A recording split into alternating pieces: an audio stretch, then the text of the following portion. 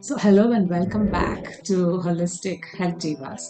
Today we have Fee Jamieson Folland. She is back, and I'm so thrilled to have her on the talk Me too. session. Yes. So we have a very interesting topic, and like we said in the previous session, we had questions for the audience, and most of you liked the talk session, and you wanted to know more on three topics. So today we have chosen the hot topic, which is gut health. Sophie is going to throw a lot of light and answer a few questions on gut health. So here we go. Fee, the first one. Gut health and acne. So what are the causes and probable solution? Great question. Um, first of all, I suppose it's important to understand that when it comes to the reasons that we might have imbalances in any area of our body, in the way that anything is working, it can be a whole variety of different reasons. And you'll sometimes hear that called differential diagnosis. So all we can do, the process, if you like, is to pick out as many of the symptoms and signs, which might be things that we can see or measure that might not necessarily be what we're feeling, but we can spot them, that help us to cluster things together to get an idea about what it could be and what the cause could be, because there's a whole myriad of reasons why we could be having health challenges with the gut, skin, but anywhere else. And from a perspective that both you and I value, which is a holistic approach that kind of takes into account as many different factors when it comes to a balanced picture of health as we can as health coaches, but also for me as an osteopath, and having looked at the body from the minutiae detail as we were studying, and continuing that process on in terms of working physically with the body, and running several different integrative health centers and a corporate wellness business where I got to look at health from multiple different ways. That at the end of the day, when it comes down to thinking about the health of our gut, when we're eating a diet, so when we're eating nutrition that actually feeds a healthy, what we call microbiome, so that's the population of what I call the good guy bacteria, or we want them to be. There are lots of different bacteria. Some are good guy bacteria and some are not such great bacteria for our health, but there's always going to be some. We want there to be more of the good guys. And so with our microbiome, it's micro, but there are billions of them. There are lots of these cells. Plus, when we're taking good, on top of that, ideally good nutrition, good food, but then on top of that, good probiotic and prebiotics, this can really help our bodies to rebalance these good guy bacteria, so that our microbiome, which is what ultimately keeps things healthy in our gut, and all that means we might hear it called the flora and fauna in our gut. And we also have populations of bacteria in other areas, like on our skin, we have a population of bacteria. On our mucous membranes, like up our nose, we have these populations of bacteria that are there to actually help us stay healthy, and they can act like a barrier. So here's the big key when it comes to our gut health in particular, is that 70 to 80% of our immune system lives in our gut. That's where it's situated. So it makes sense that a healthy gut can help our immune system, like huge, big time.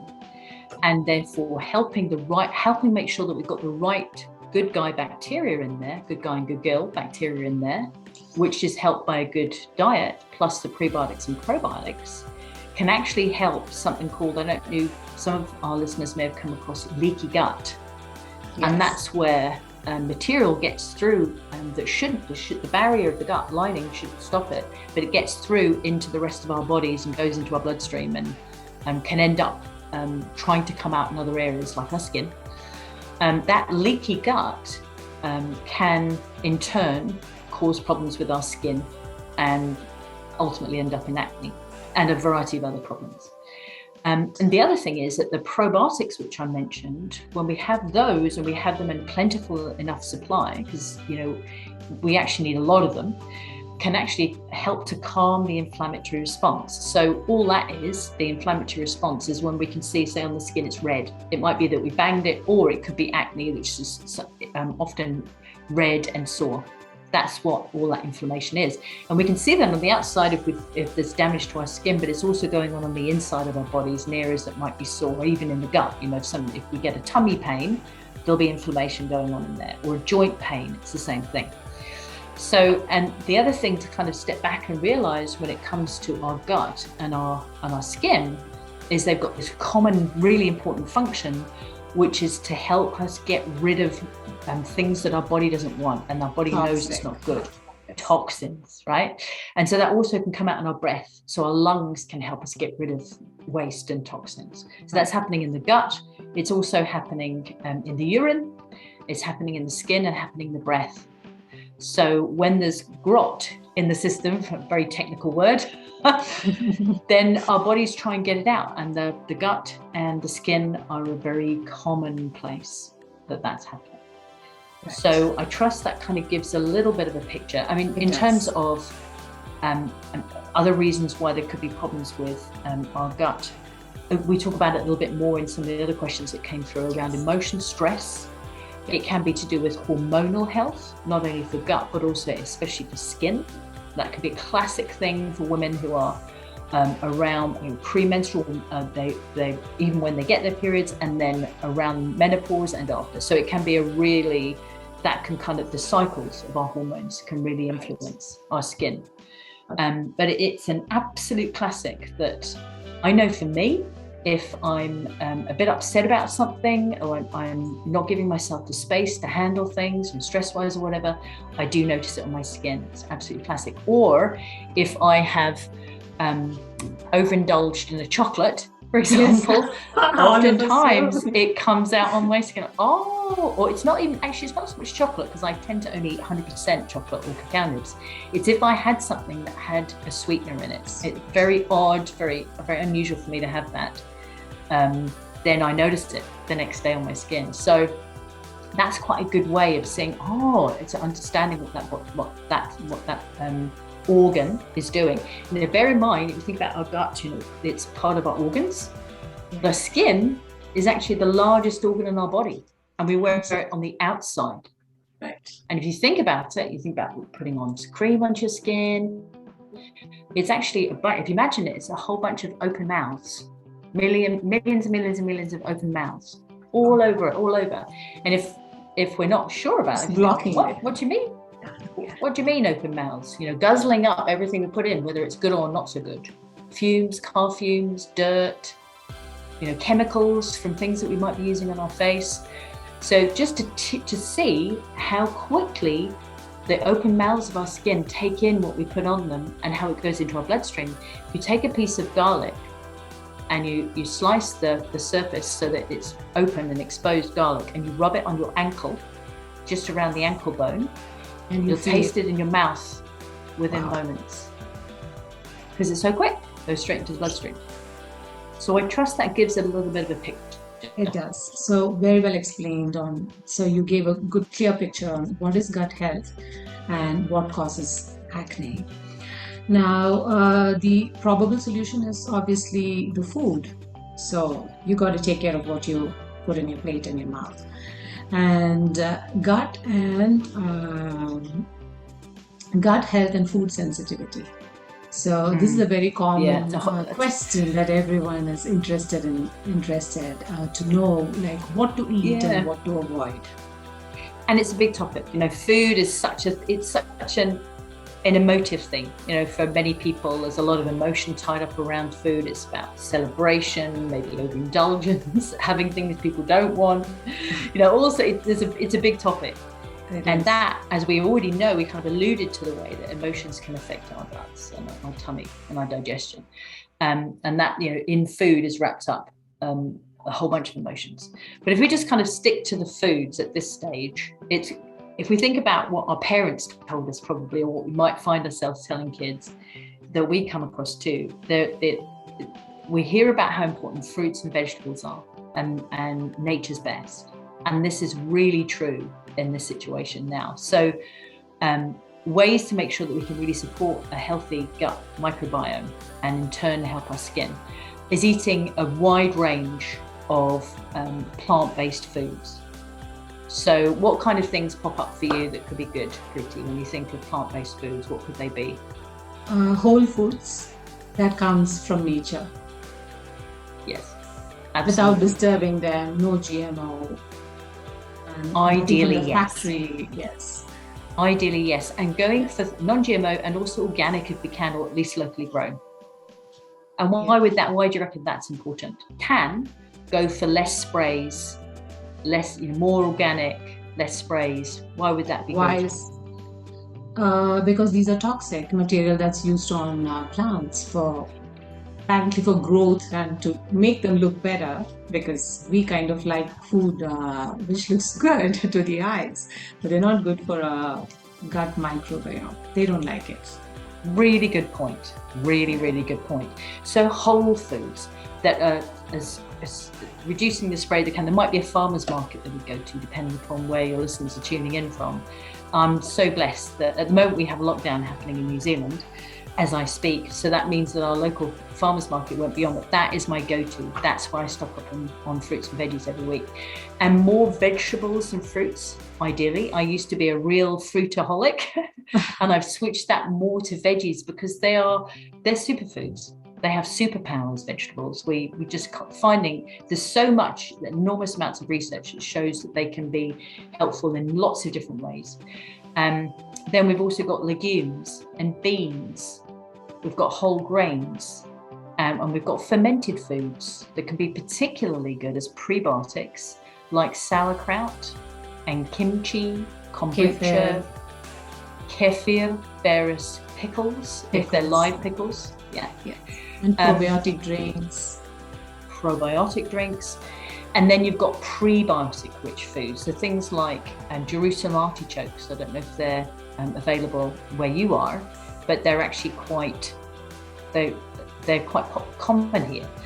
Chicory root, dandelion greens, they're really good as prebiotics. We've got garlic and onion and leeks and asparagus and even bananas. So they're really good prebiotics. And the things to think about are avoiding processed foods. You mentioned that earlier, ones with additives.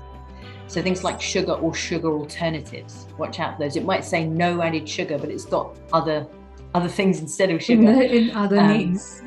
Yes. Avoiding salt, MSG. And sometimes, MSG is not called MSG. So it's really worth reading food labels. And if we see lots and lots and lots and lots of items on there, that's a bit of a clue. Yeah. We want the fewer items is better. Colorings, flavorings, these are really common. Another thing that's actually mentioned is, it's worth mentioning, is if somebody has the ability and they're breastfeeding to be able to do that for at least 6 months, because that's a really powerful way of helping the baby's gut develop in a positive way, a healthy microbiome which is already happening whilst inside, whilst mum's pregnant. However, that is it's important to maintain that as long as we can. Then something that in terms of those are that's an overview of things generally and things to generally avoid.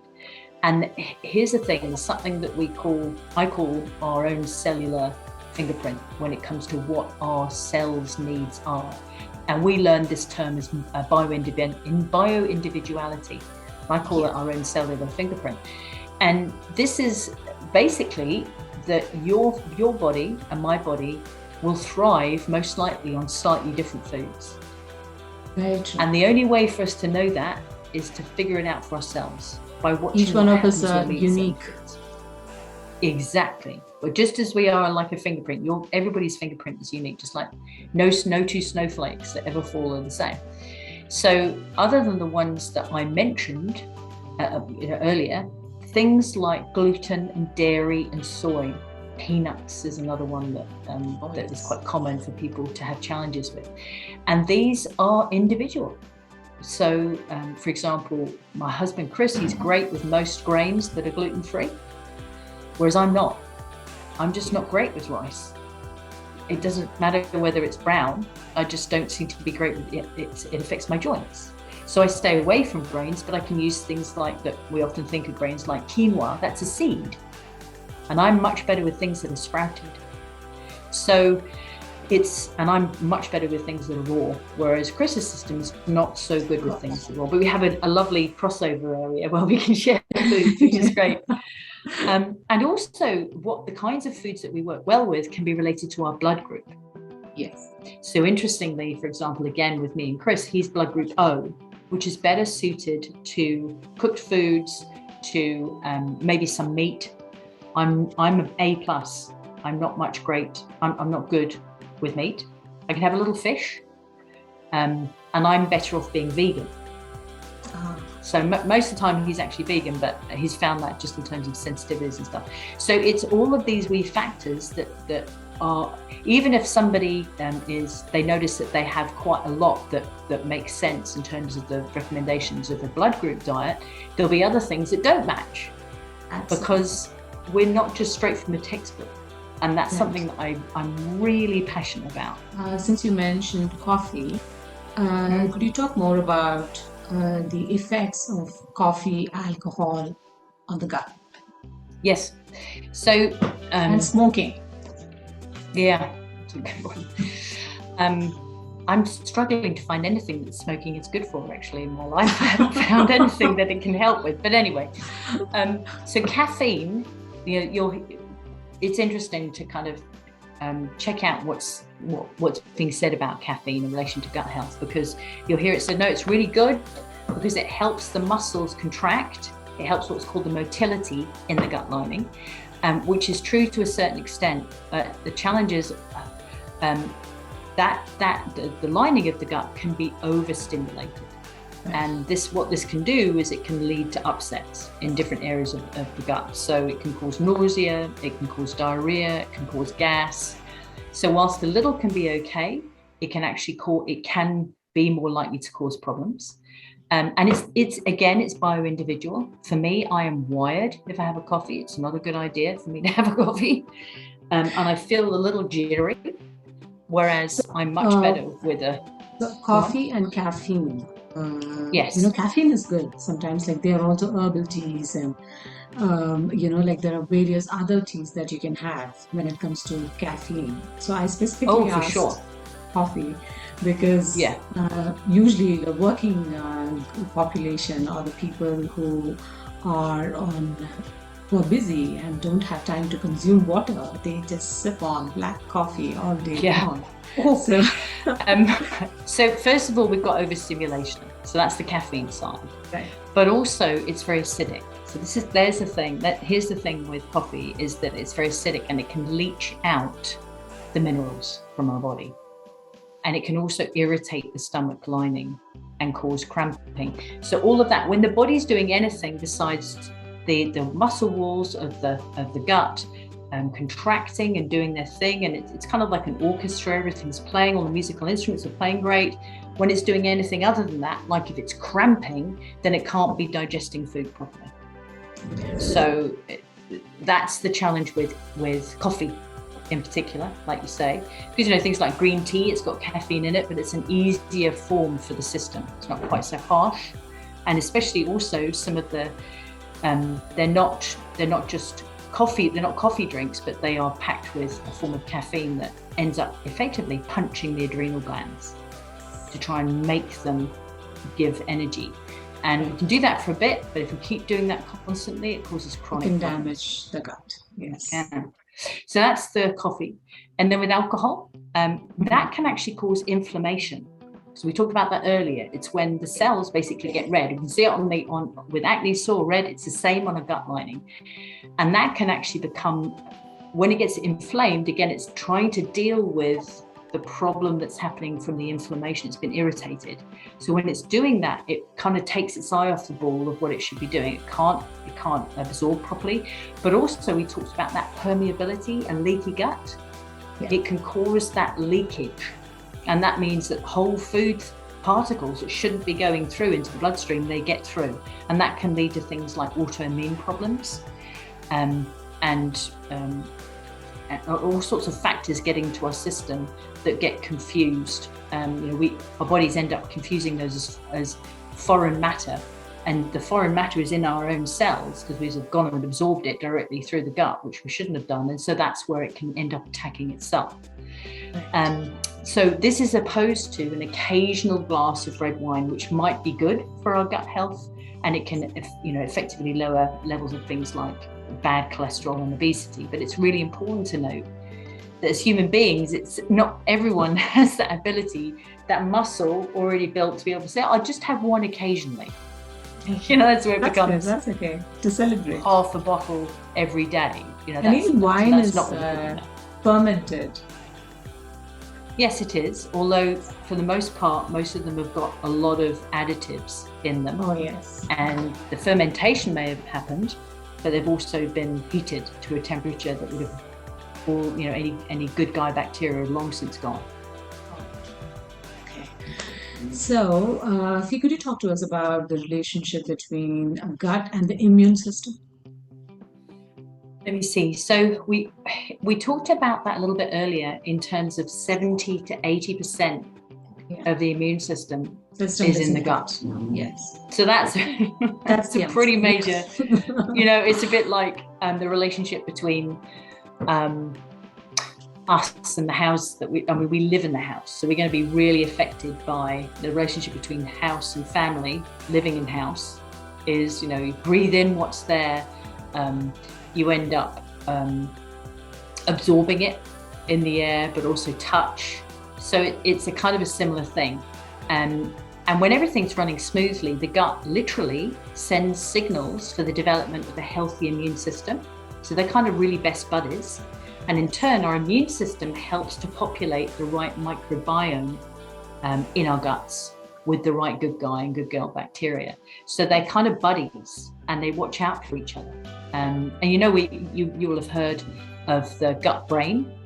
Yes. So, it's huge. We're just starting to realize how vital the health of these bacteria are, even though they're not us, but their health and their relationship with us affects even things like our intelligence, which is pretty wild, our IQ.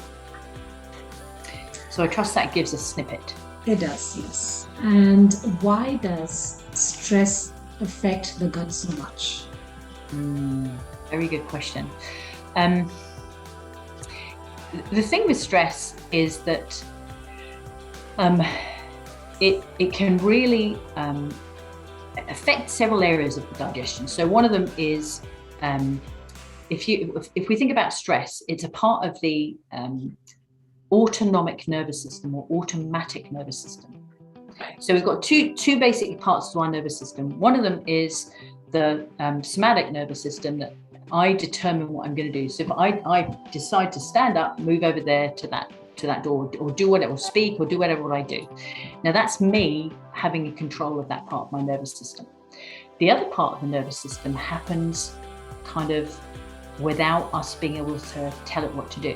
This is called the autonomic or automatic nervous system. And there are two parts of that. One of them is the sympathetic nervous system. That's the fight or flight response. And then the other, and that's like adrenaline. And the other side is our parasympathetic nervous system. Right. And what that one is that's to do with rest, digest, and heal. So when we're stressed, which part of our nervous system, which part of that automatic nervous system do you think is going? Yeah, sympathetic is going bam, bam, bam. It thinks, oh my gosh, you've got to run away, or you've got to fight, you've got to do something. And so we're ready, we're ready for action. And we're not digesting and resting and healing. That has to go onto the back burner. There's no space for that. And so when we're stressed, we usually tend to be in that fight flight mode. That means that the action of the walls of the gut, so that they can take the food and move it all the way through, the fluid all the way through from one end to the other, safely out, that stops. We might even get parts of it trying to act, and we get cramping. Yeah. So some people get tummy pain, and more often than not, for stress, they've got kind of other stuff, like maybe they feel their heart's a little bit fluttery. And the other thing that gets affected in terms of us being able to absorb nutrients is the different cells all along the gut that put out the right kind of enzymes and digestive juices at different points to be able to digest different things at different parts of the tract. They're not able to do that when we're going bang, bang, bang, because of the fight, flight, stress response. And incidentally, coffee tends to have the body function more in that zone, which is another reason that it can end up not being great for our digestion. Oh, yes. So I trust that helps a little bit. It does, yes. And why do emotions have such a strong influence on the gut health? Well, not only because of that element of the sympathetic, often going bang, bang. I mean, you've also got the other side, which is that when we're feeling in love and relaxed and happy and calm, then that is a fabulous way. You know, it doesn't have to be bad stuff that's influencing our digestion. It can be good things that help our digestion. Help to improve. You know, I'm as an osteopath, I treat people, they come and oftentimes it's quite quiet work that I'm doing with them. And sometimes people will come, people will come and lie down, I've talked about what we need to talk about, I'll be starting the treatment, and we can really hear their tummies go, like sort of, you can really hear the digestion going, because their bodies are finally being able to relax and stop, and they can go into that parasympathetic mode where we're actually hearing it's called peristalsis, which is the movement of the gut and anything in it that's being squidged along by the gut. So that's a fabulous example of, it's going to be either way. If we're chilling out, then that can really help, because it just allows the sympathetics to just have a break and the rest digest heal happen with the parasympathetics, and the other way around. So we go into, oh my gosh, gangbusters, somehow we need to survive here, you know, which isn't helped with things like coffee, which get us going, you know. And alcohol can have that stimulatory effect as well, until we've had enough, when it tends to knock us out. It can do, you know, people get tired and whatnot. So the other thing is that part of that whole mix is that stress can cause a decrease in blood flow and oxygen to the various parts of our digestive tract. And this can lead, again, another reason why we might get cramping, or that inflammation, that soreness, or even that then mucks up our gut bacteria, which is really interesting. And that can make things that were there already become obvious, you know, problems that were there, or really cause more stress around those. Things like irritable bowel syndrome is a classic thing that can get really stimulated by stress. Right. So while you were talking, something came to my mind. Usually I've seen that, you know, like you get stressed, and then you also feel that it's all foggy, brain fog. So I believe like brain fog is connected to the gut. Is it a particular symptom that you have an issue with your gut? It can be. Again, bioindividuality, everybody's different. Sure. But the other thing too is that when we are doing stress, I call it doing stress, I am not stressed. It's just that I'm doing it at the moment. It's just like I might be running. I'm not running, you know, I'm not run. I am running. I'm doing stress. And that really helps me to realize it's not who I am. It's actually just something I'm feeling for that time. It allows me to kind of put it down by choice. Is that with that, I'm just thinking, what was I going to say? I was talking so much about I'm doing stress. Is that, there you go, it's a great example right there, is that what happens at those times is the way our brain functions is it actually bypasses the frontal lobe. And the frontal lobe is where we can think through things logically. So we say it's brain fog, but we're actually not able to engage the logic in our brain. And we disappear off into other parts of the brain until we can maybe breathe, stop, pause, just take a break for a second. I call it the mighty pause, actually. So it's that different, that, you know, something happens, stimulus, and then I'm either going to react immediately, like knee jerk, boom, boom, or if I can give myself a little pause in the middle, then I can react. Just gives me that time for my physiology, the way that my cells are working, literally.